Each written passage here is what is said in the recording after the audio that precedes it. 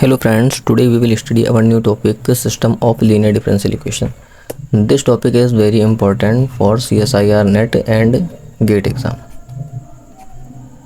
As there are always 1 to 2 questions asked in the exam, like 3 marks or 4.75 marks, so you can easily get these marks, but you need to understand this topic very carefully. I am making this video on this topic because I didn't find any good video on YouTube which explain this topic very carefully and easily. So let's start our topic, system of linear differential equation. System of linear differential equation. As the topic name suggests, this is all about linear differential equation system, है ना. तो what is linear differential equation? अगर linear differential equation की बात कीजिए तो हम consider कर सकते हैं dy/dx is equal to x plus y. Okay, so this is also what, this is linear differential equation. But when we are talking about the system, that is the main difference, है ना. अगर हम देखें कि अगर हम किसी भी लीनियर डिफरेंशियल इक्वेशन की बात करते हैं तो हमारे पास किस टाइप में है, ये लीनियर का मतलब हो गया कि y में लीनियर होनी चाहिए, तो dy/dx is equal to x plus y और 2x plus y 4x plus y इस टाइप की बन जाएगी. तो अगर हम सिस्टम की बात करें तो हमारे पास देखो क्या आता है यहाँ पे. जब हम सिस्टम की बात करते हैं तो हमारे पास होता है dx/dt लेते हैं, और यहाँ पे क्या आता है dx/dt is equal to, consider कर लेते हैं 3x plus 4y, dx/dt is equal to 3x plus 4y, and एक यहाँ पे हम ले लेते हैं dy/dt is equal to minus का 4x plus 3y. Since this is dx/dt and dy/dt, so we have two systems, है ना. Therefore we have two differential equation, that means this is called a system, है ना. जब हमारे पास एक या एक से ज़्यादा डिफरेंशियल इक्वेशन का सिस्टम बन जाए तो उसी को हम बोलते हैं system of linear differential equation. ये क्या है, ये हमारे पास सिस्टम है पूरा, ठीक है. अब अगर हम इसकी जनरल फॉर्म को लिखना चाहें तो इसकी जनरल फॉर्म क्या बनती है, देखो हम इसकी जनरल फॉर्म को कैसे लिख सकते हैं. सीधी सी बात है, जो हमारे पास dx/dt dy/dt इसको हम लिखते हैं इधर x' की फॉर्म में, और यहाँ पे क्या करते हैं a x ऑफ t. अब तुम ये सोचो कि सबसे पहला क्वेश्चन जो तुम्हारे दिमाग में आएगा वो आएगा कि यहाँ पे x' और a और xt क्या है, ठीक है. तो इसी चीज़ को एक्सप्लेन करने के लिए अब हम देखते हैं क्या क्रिया है क्या, ठीक है. तो जैसे कि हमने बोला कि यहाँ पे x' लिखा, तो x' का सिंपल सा मीनिंग ये है कि हम इसको ऐसे लिख दें d/dt, एंड यहाँ पे x और y जो हमारे पास वेक्टर्स हो जाएंगे, ठीक है. x और y वेक्टर थे तो उन्हीं को हमने ब्रैकेट में लिख दिया इस तरह. यहाँ पे ए जो हमारी मैट्रिक्स है वो क्या है, ये कोफिशिएंट मैट्रिक्स है. कौन सी, 3 4 -4 और 3. जो भी कोफिशिएंट है लाइन से लिख दो, है ना. जैसे कि 3 और 4 आ गए तो उसको यहाँ लिख दिया, और -4 और 3 लिख दिया. फिर यहाँ पे xt है, तो ये हमारे पास x और y फिर से वेरिएबल है, जो कि x और y क्या है, t के वेरिएबल होंगे. यहाँ से हमें पता चल रहा है, ठीक है. तो इस तरीके से हम सिस्टम को सिंपल भाषा में, सिंपल सी लैंग्वेज में इस तरह से इसको लिख सकते हैं. यहाँ पे हमारे पास xt क्या बन गया, ये हमारे पास जो है ये xt है एक्चुअल में, तो ये भी xt होगा. तो xt हमारे पास क्या है, वेक्टर है, और ये जो हमारे पास है a वो एक कोफिशिएंट मैट्रिक्स है, ठीक है. अब हम इसके लिए क्या करते हैं, अब इसको समझने के लिए हम इसको पहले जनरल फॉर्म में एक बार समझ लेते हैं, ठीक है. अगर हम इसकी एक जनरल फॉर्म बनाएं, क्योंकि ये तो हमने टू सिस्टम्स की, खाली टू डिफरेंशियल इक्वेशन की बात की, लेकिन अगर हम बात करें किसके लिए, जनरल फॉर्म बनाए एन डिफरेंशियल इक्वेशन के लिए, है ना. तो अगर हम मान लें कि हमारे पास लेट लीनियर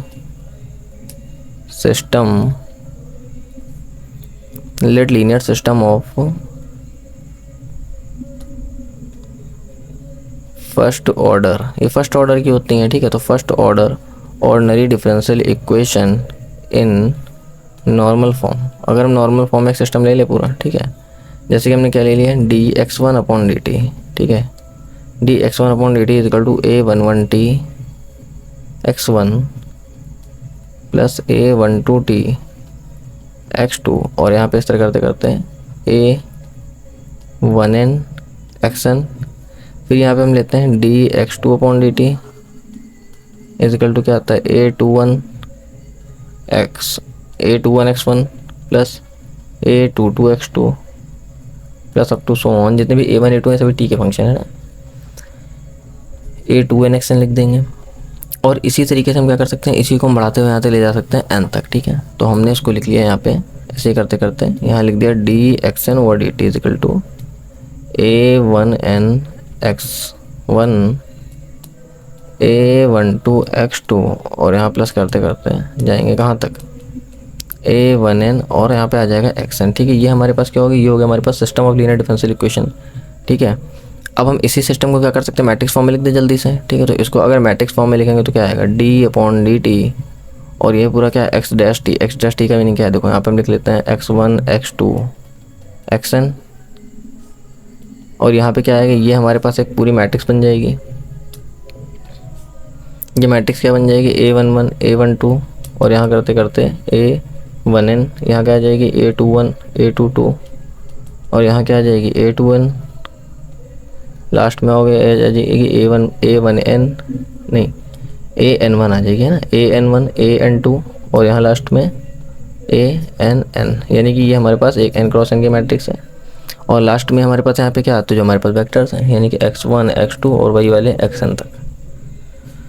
तो अगेन तुम ध्यान से देखोगे तो हमारे पास क्या है, यही तो है, ये नहीं बनना है x dash t is equal to a of xt। ठीक है, अब उम्मीद करता हूँ तुम्हें यहाँ तक पूरा सब कुछ इसमें I hope you can understand very carefully, है ना, यहाँ तक बहुत आसानी से इजीली तुम अंडरस्टैंड कर सकते हो चीज़ों को। ठीक है, तो ये हमारे पास system of linear differential equation की बेसिक्स दो फॉर्म हो सकती है, या तो क्वेश्चन इस टाइप में दिया जाएगा या फिर क्वेश्चन तुम्हें इस टाइप में दिया जाएगा, तो तुम समझ जाओगे कि system of linear differential equation से हमारा क्वेश्चन बिलोंग कर रहा है। ठीक है, अब इसको जनरली हम देखते हैं कि मेथड क्या है ना, अगर हमारे पास system of linear differential equation दिए तो मेथड क्या है। मेथड देखो बहुत ही आसान है, मेथड ऑफ सॉल्यूशन, है ना, यहाँ पे लिख देते हैं मेथड्स ऑफ सॉल्यूशन। तो जो हमारे पास इसके अंदर जो हमारे पास पहला पॉइंट आएगा वो क्या आएगा, फर्स्ट हमारा पॉइंट वही है कंस्ट्रक्ट, है ना। सबसे पहले हमारा काम क्या है, right system in matrix form, है ना, ये construct system in matrix form, बात वही है, राइट। सबसे पहले हमारा क्या काम है, right system in matrix form. फिर सेकंड काम हमारा क्या है, जब हमने सिस्टम को मैट्रिक्स फॉर्म में लिख लिया तो हम क्या करेंगे, find characteristic equation. Characteristic equation पढ़ी आप लोगों ने, फाइंड कैरेक्टरिस्टिक इक्वेशन। अब ये बताइए मुझे कि आपने कैरेक्टरिस्टिक इक्वेशन पढ़ी है।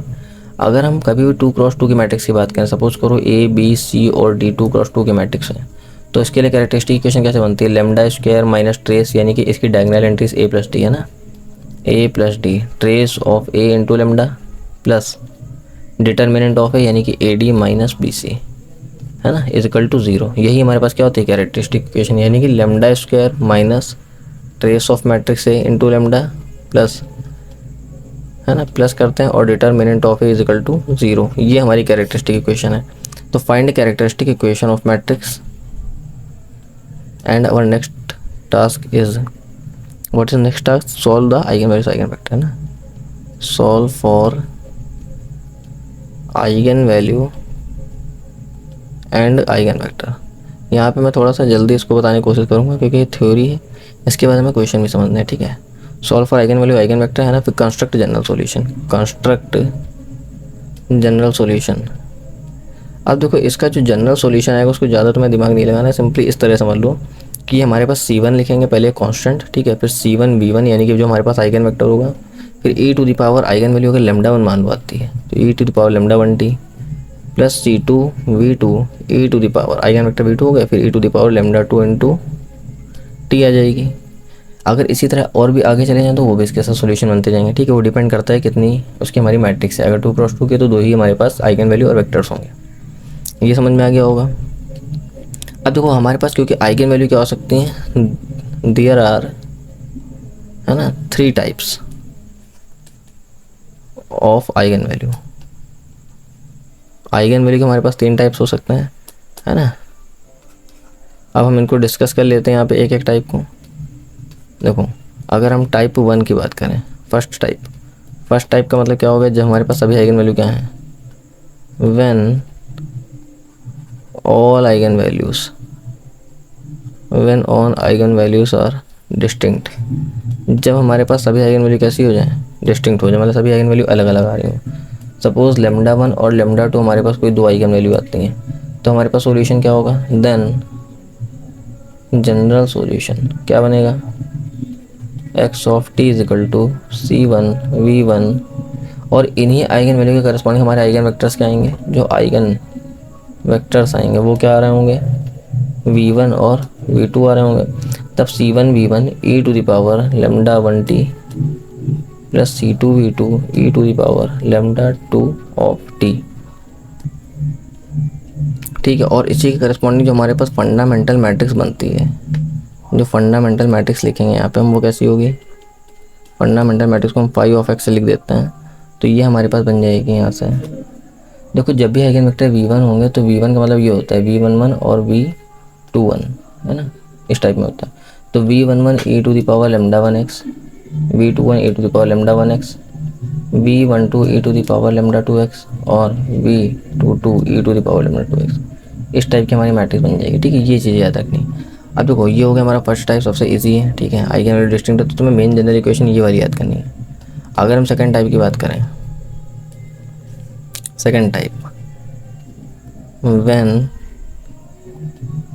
आइगन वैल्यूज आर कॉम्प्लेक्स, अगर हमारी आइगन वैल्यू कैसी हो जाए, कॉम्प्लेक्स हो जाए। सपोज करो हमने कहा कि हमारे पास जो eigen value lambda equal to क्या आ रही है, a plus minus b of i आ रही है, या a plus minus i b type की आ रही है। तो इसी के करस्पॉन्डिंग जो हमारे पास आइगन वेक्टर्स आएगा, ठीक है, वो क्या आएगा, P plus I Q. Okay, जो हमारे पास आइगन वेक्टर आएगा वो भी कॉम्प्लेक्स टाइप का होगा, मतलब पी प्लस आई क्यू के टाइप का आइगन वेक्टर मिलेगा। ठीक है, करस्पॉन्डिंग आइगन वैल्यू के है ना अकॉर्डिंग। तो अगर हमारी आइगन वैल्यू जो कॉम्प्लेक्स आती है तो हम क्या करते हैं, then we include sine and cos in solution. तो हमारे सॉल्यूशन में साइन और कॉस इंक्लूड हो जाएगा। कैसे इंक्लूड होगा उसको हम देखते हैं ना। ठीक है, तो इसको एग्जाम्पल के थ्रू समझना थोड़ा सा ज़्यादा ईजी है, तो हम एग्जाम्पल लेते हैं। जैसे कि सपोज कर लो कि हमारे पास कोई एक मैट्रिक्स आ रही है इस टाइप से, जैसे हमारा दिया है कि d/dt है और यहाँ पे x और y आइगन वेक्टर दे रखे हैं। यहाँ पे हमारे पास मैट्रिक्स है 0 -1 1 एंड 0। यहाँ पे हमारे पास x और y, कोई दिक्कत नहीं है ना। अब अगर तुम इस मैट्रिक्स को सॉल्व करते हो तो यहाँ पे lambda equal to plus minus i इसके आइगन वैल्यू निकल के आ रही होगी। ठीक है, तो इस आइगन वैल्यू के करस्पॉन्डिंग तुम क्या बनाना चाहोगे, आइगन वेक्टर निकालोगे, है ना। इस आइगन वैल्यू के करस्पॉन्डिंग तुम आइगन वेक्टर भी तो निकालोगे। तो हमने कहा हमने यहाँ से आइगन वेक्टर निकाले। तो जब आइगन वेक्टर निकालोगे तो क्या करते हो, a minus lambda I into x is equal to a minus lambda into v is equal to 0 करते हो। एक्शन में v इज इक्वल टू 0 करोगे तो a माइनस लेमडा आई, ए हमारे पास मैट्रिक्स ये है, माइनस का लेमडा आई करोगे तो ये बन जाएगी हमारे पास माइनस का i माइनस का 1 1 और माइनस का i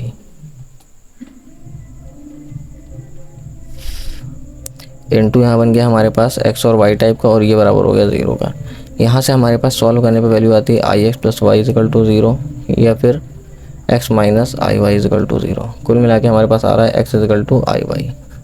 दैट इज़ अगर हम इसका आइगन वेक्टर बनाना चाहें तो जो आइगन वेक्टर v बनेगा किस टाइप का बनेगा, 1 और i, है ना। जैसे कि x का कोफिशिएंट 1 है और y का कोफिशिएंट क्या लिख देंगे, i, तो 1 और i टाइप का। अब देखो सीधी सी बात है, ये आइगन वेक्टर जो हमारा है वो हमें पता है कैसा होता है, p प्लस आई क्यू। यहाँ पे p और q रियल होते हैं और इस टाइप से इस वेक्टर को लिखा जा सकता है। तो हम इसको ऐसे लिख लेते हैं, देखो p अगर कोई रियल नंबर तो 1 और 0 लिखा जा सकता है, i कर दोगे यहाँ पे इसको 0 और 1 लिखा जा सकता है। अब देखो ये हमारे पास p बन जाएगा और ये हमारे पास q बन जाएगा। इतना समझ में आ गया। अब इसी के करस्पॉन्डिंग हम इसका सॉल्यूशन लिखते हैं। तो इसका जो रियल सॉल्यूशन हो जाएगा, देखो वो क्या होगा, x of t is equal to, क्योंकि e की पावर जब 80 करोगे तुम यहाँ से e की पावर 80, a जो भी हमारे पास होता है ना, e की पावर 80 और फिर ब्रैकेट में c1 cos ऑफ t। देखो जब हम देखते हैं हमारे फॉर्मूले में कि ये देखो ये वाली जो मैट्रिक्स थी है ना, यहाँ पे 0 है, ये प्लस का 1 है। जब भी प्लस का 1 होता है तो यहाँ पे लिखते हैं cos और यहाँ साइन प्लस का आता है। और जहाँ पे देखो हमें इन दोनों को छोड़ देना, इनके साइन के अकॉर्डिंग ही यहाँ पे साइन के साइन आएंगे। मतलब इसकी जगह पे हमें दोनों जगह साइन लिखना रहता है, यहाँ पे दोनों जगह cos लिखते हैं। ठीक है, जो मेन डायगोनल है उसकी जगह cos, जो अल्टरनेट डायगोनल है उसकी जगह साइन लिखते हैं। तो साइन उनके जो और जो बाकी उनके अंदर उनके सामने जो साइन लगते हैं प्लस या माइनस के, वो भी उसी के अकॉर्डिंग। अब जैसे कि cos था, cos t हो गया, साइन हो गया, यहाँ आ जाएगा माइनस का साइन ऑफ t और यहाँ आ जाएगा कॉस ऑफ टी। ठीक है, मतलब ये थोड़ा सा ऐसा समझना था, ये कर लिया हमने। उसके बाद यहाँ आ गया sine of t plus C2 minus का साइन ऑफ टी, और यहाँ आ जाएगा कॉस ऑफ टी। ठीक, अब क्योंकि यहाँ पे ए की वैल्यू क्या आती है हमारे पास, e⁻at करा तो e की पावर यहाँ आ जाएगा 0t, तो हमारे पास xt क्या आ गया, सिंपली यही वाला अंदर का पार्ट आ गया, इतना बचा हुआ। अगर हम लेते हैं एग्जांपल नंबर 2 भी ले सकते हैं। अगर हम बोलते हैं कि हमारे पास मैट्रिक्स ए क्या होती है, 1 2 -2 और 1, तब इसके करस्पॉन्डिंग लेमडा की वैल्यू आएगी 1 ± 2 ऑफ आई, और सॉल्यूशन हमारे पास क्या आएगा, x ऑफ t = e⁻1t यानी कि लेमडा टी यानी at है ना। तो a की जगह 1 है, यहाँ पे देखो यही a है, तो a की जगह जब 1 है तो e⁻at लिखोगे तो क्या आ जाएगा, e⁻t बाहर हो जाएगा,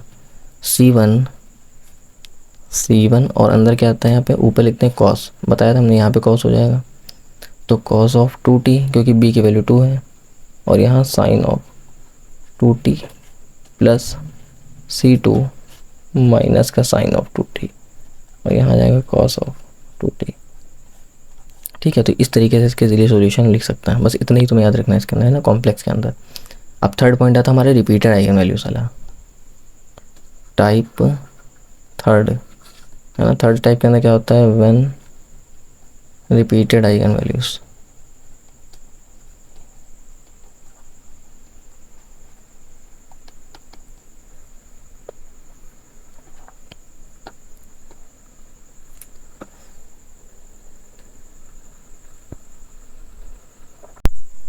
ओके, सो अब हम क्या पढ़ते हैं, थर्ड टाइप में हम पढ़ते हैं when eigen values are repeated.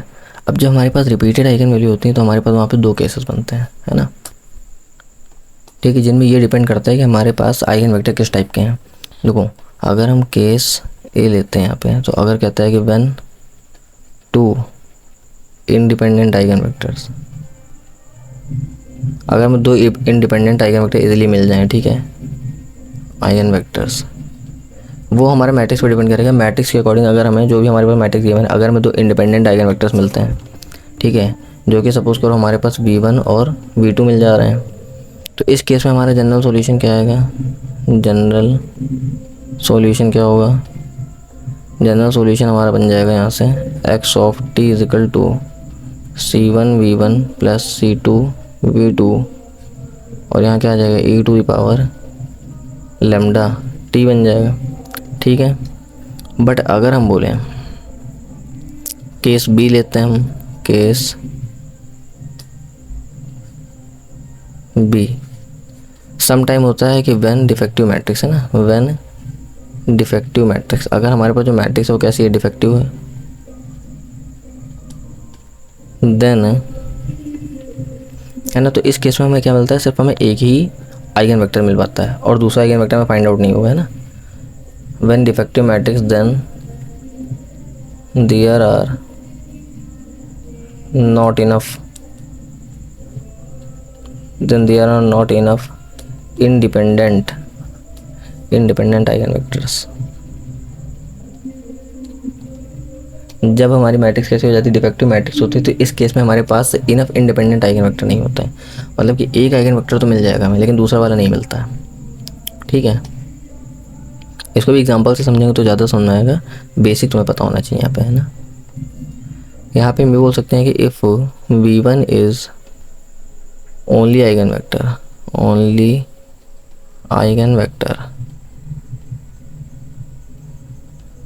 corresponding to eigen value lambda, अगर हमारे पास lambda eigen value corresponding eigen vector lambda है, then we can find v2 यानी कि जो सेकंड आइगन वेक्टर है by using generalised eigen vector, है ना। तब हम आइगन वेक्टर जो v2 होता है उसको हम यूज़ करते हैं फाइंड आउट करने के लिए, find v2 by using generalised eigen vector concept, eigen vector concept. अब देखो, जनरलाइज्ड आइगन वेक्टर का कंसेप्ट हमने सिंपली जो बोला ना कि अगर हमारे पास डिफेक्टिव मैट्रिक्स होती है then there are not enough independent eigen vectors, तो हमें इनफ इंडिपेंडेंट आइगन वेक्टर नहीं मिलते हैं।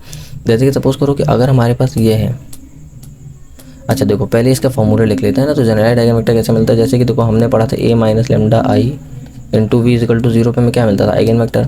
अब यहाँ पे सिंपली इतना करना है कि जो हमारे पास निकालना है, हमें v2 निकालना है, ठीक है।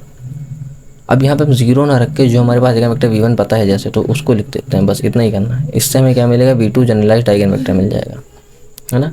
ये प्रोसेस करके हम आइगन वेक्टर v2 को फाइंड आउट कर सकते हैं, जो ऐसे नहीं निकाला जा सकता है। ये बात है इसमें, ठीक है। अब इसको हम एग्जांपल के थ्रू समझेंगे तो ज़्यादा हमें बेटर समझ में आएगा, ठीक है। तो इसके लिए हम सिंपल सा देखो, अब हमें फार्मूला तो पता ही चल गया। अब इसको मैट्रिक्स के ऊपर लगाएंगे तो हमें इजीली पता चल जाएगा कि हम कैसे इसको यूज़ कर सकते हैं, ठीक है। जैसे कि हमने एग्जांपल लिया, एग्जांपल हम लेते हैं, है ना, सिस्टम ले लिया हमने x dash t is equal to A of x t, जहाँ पे ए हमारे पास क्या है, ए हमारे पास एक मैट्रिक्स है 2 1 0 और 2। अच्छा देखो ये हमारे पास अपर डायगोनल मैट्रिक्स है, लोअर का एलिमेंट 0 हो जा रहा है लोअर डायगोनल का, है ना। इसका मतलब यहाँ से हमें लेमडा के आइगन वैल्यू क्या मिले होंगे, 2 क्रॉस 2, है ना। यानी कि ये हमारी आइगन वैल्यू कैसी हैं, रिपीटेड। और हमें जनरलाइज्ड आइगन वेक्टर भी कब मिलता है, यानी कि जनरलाइज्ड आइगन वेक्टर के केस कब आता है, जब हमारे पास मैट्रिक्स कैसी हो, देखो रिपीटेड आइगन वैल्यू जब हमें मिल रही हो। तो हमें रिपीटेड आइगन वैल्यू मिली, मैट्रिक्स ये मिल रही है। अब अगर हम यहाँ से निकालना चाहें, पहला वेक्टर निकालता है, ठीक है। अब हम लेमडा इज इक्वल टू 2 के corresponding, lambda is equal to 2 के करस्पॉन्डिंग हम पहला आइगन वेक्टर निकालते हैं, जिसको हम बोलते हैं v1, यानी कि a minus 2i into v1 is equal to 0 करते हैं। तो a माइनस 2i करोगे तो कितना आ जाएगा, यहाँ से करके देख लेना। a हमारे पास कितना है, यहाँ से मैट्रिक्स a कहाँ गई, a तो हमारी यही है। और जब 2i करोगे तो देखो 2 से 2 कैंसिल आउट हो जाएगा, तो 0 आ जाएगा, यहाँ भी 0 ही है और यहाँ भी 0 आएगा, ये आ जाएगा। और v1 की जगह हम यहाँ पे x और y लिख लेंगे और ये हमारे पास आ जाएगा 0 0। सिंपली अगर हम देखें तो x इस कॉलम को मल्टीप्लाई कराते हैं इस वाली रो में, पहली वाली रो में, ठीक है। एक्स वाई जो कॉलम है इसका मल्टीप्लाई इसमें करेंगे, फिर एक्स वाई का मल्टीप्लाई इसमें करेंगे। तो जब हम पहले वाले में कराते हैं तो हमारे पास क्या आता है, 0 प्लस वाई, और नीचे वाले में आ जाता है 0 और ये बराबर आता है 0 और 0 के। यहाँ से सिंपली हमें मिल जाता है y इज इक्वल टू 0 और एक हमारे पास जो वेरिएबल है जो कि x वो फ्री हो जाएगा, y 0 मिल जाएगा, x हमारे पास क्या है, फ्री वेरिएबल है। तो जो फ्री वेरिएबल होता है उसको जनरली में यहाँ पे अगर हमारे पास y 0 मिल चुका है, x फ्री है, तो हम x को 1 ले लेंगे। और अगर हमें मान लो यहाँ पे क्या मिलता कि y 1 हो जाता, y जो होता है वो क्या हो जाता, फ्री हो जाता, और x 0 हो जाता, तो हम जो फ्री होगा उसको 1 ले लेंगे, कोई दिक्कत नहीं है ना, वो करते हैं बस। तो हमारे पास यहाँ पे जो v1 आ जाएगा, कितना आ जाएगा, x, y, एक्स वाई होता है, तो x की जगह 1 ले लिया, y की जगह 0। पहला वेक्टर तो निकल आया। अब क्या तुम सोचो, यहाँ से तुम जनरलाइज्ड आइगन वेक्टर देखो, हमें v2 तो मिल नहीं रहा है यहाँ से, ठीक है। v2 का केस ही नहीं बन पा रहा है यहाँ से, क्योंकि हमारे पास आइगन वैल्यू तो एक ही है और हमें 2 आइगन वेक्टर चाहिए। तो अब हम v2 को निकालते हैं। Now we use generalised eigen vector, है ना। अब यहाँ पे हम जनरलाइज्ड आइगन वेक्टर का केस यूज़ करते हैं और हम निकालते हैं अपना जनरलाइज्ड आइगन वेक्टर, यानी कि a minus lambda I, a minus 2i into v2 is equal to v1 कर दो, इजीली निकल आएगा। इस चीज़ को थोड़ा सा देख लेते हैं ना, a minus 2i into v1 करोगे तो वही चीज़ आएगी। ये कितना आएगा, 0 0, और यहाँ भी शायद 1 है ना, तो 0 0 1 और 0 आ रहा है। यहाँ पे हमारा v2 आ रहा है, v2 की जगह फिर से हम x और y लिख लेते हैं, उससे हमें कोई फ़र्क नहीं पड़ेगा ना। और यहाँ पे v1 की जगह कितना लिखना है, 1 और 0 लिख दिया। फिर से मल्टीप्लाई करोगे, यहाँ आ जाएगा x, यानी कि 0 प्लस y। अगेन हमारे पास क्या मिल गया, देखो y, यहाँ मिल गया 0। अब की y 0 इज इक्वल टू कितना हो गया, 1 और 0 की। इस बार y की वैल्यू 1 आ गई, x फिर से फ्री हो गया, y इज इक्वल टू 1 आ गया, x हमारा फ्री है।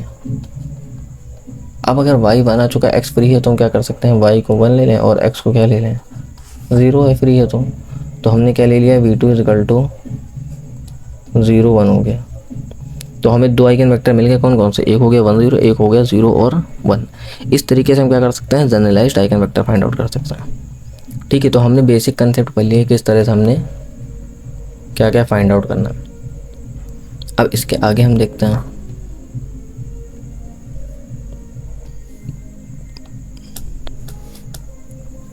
एक हमारे पास देखो यहाँ से वेरी इंपॉर्टेंट कंसेप्ट है, वेरी इंपॉर्टेंट है ना, for CSIR net exam.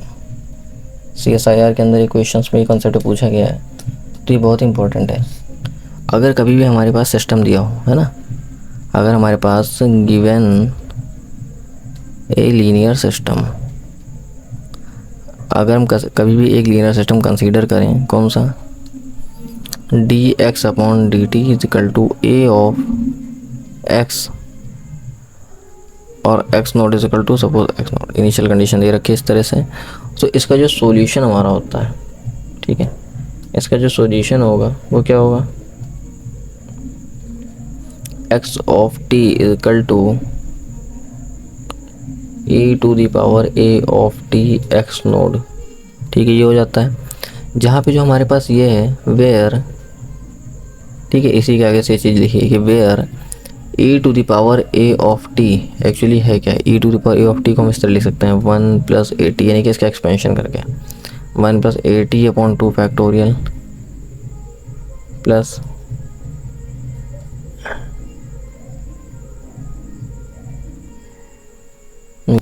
Then we can write in exponential form. तो हम इसकी जैसे एक्सपोनेंशियल फॉर्म होती है वो क्या होती है, उसी के फॉर्म इसको लिख सकते हैं। ये क्या हो जाएगा, ये हमारे पास यहाँ पे क्योंकि मैट्रिक्स की बात कर रही हो जाएगा I plus A t plus A t का स्क्वायर अपॉन 2 फैक्टोरियल प्लस ए टी का होल क्यूब अपॉन 3 फैक्टोरियल और plus up to so on. इस तरीके से हम इसको ले सकते हैं। ये वेरी इंपॉर्टेंट है, क्वेश्चन पे डायरेक्ट अप्लाई हो जाएगा, समझ में नहीं होगा कि कहाँ से हो रहा है सब कुछ, तो इसलिए इसको याद रखो, बेसिक कंसेप्ट है। अब देखते हैं आगे में क्या पढ़ना है इसमें, ठीक है। तो पार्ट ए इस वीडियो का यहीं पे ख़त्म होता है। अब हम पार्ट 2 में कुछ बेसिक कंसेप्ट इसमें जो भी लगते हैं, बाकी जो थ्योरम से फॉर्मूले हैं या फिर जो different type of questions, different type के किस टाइप के क्वेश्चन बन सकते हैं, उनके लिए फार्मूला क्या यूज़ करते हैं उसको हम एक्सप्लेन करेंगे, ठीक है। तो हमारे साथ जुड़े रहिए और चैनल को सब्सक्राइब जरूर करें। धन्यवाद।